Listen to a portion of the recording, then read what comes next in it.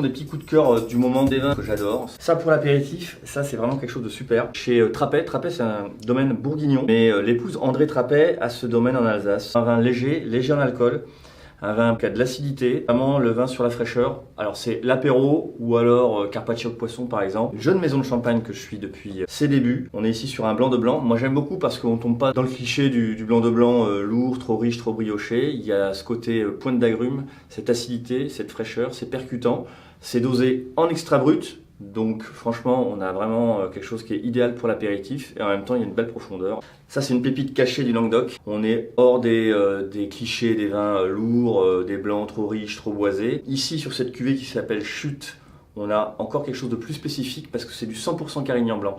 Le Carignan, c'est vraiment l'ADN du Languedoc et pour le vinifier en un seul cépage comme ça dans la bouteille, il faut vraiment être un vigneron de talent. C'est quelque chose qui se dégustera bien sur des plats un peu sudistes, à la belle saison. L'épice saladière, l'anchois, l'aubergine, la tomate. C'est vraiment des vins vibrants chez Olivier Julien. Et là, en plus, une cuvée un peu cachée.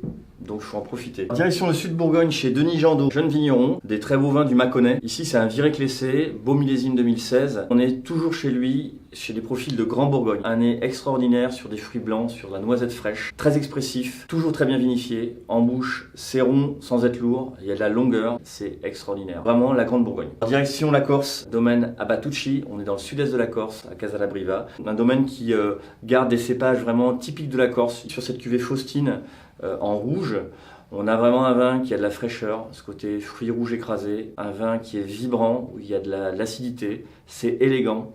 On sort des clichés des vins du sud, trop pesants, trop riches. Ici, on part dans un des crus du Beaujolais, à Fleury, domaine Piron, millésime 2014. J'adore les Beaujolais, de la finesse, de l'élégance sur un cépage gamay, un petit peu fumé, un petit peu poivré en fin de bouche. Et en même temps, c'est ouvert, il y a ce côté fruits rouges écrasés, ce petit côté fraise.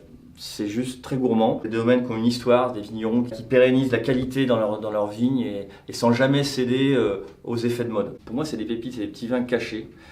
Vous les retrouverez sur sommelierparticulier.com.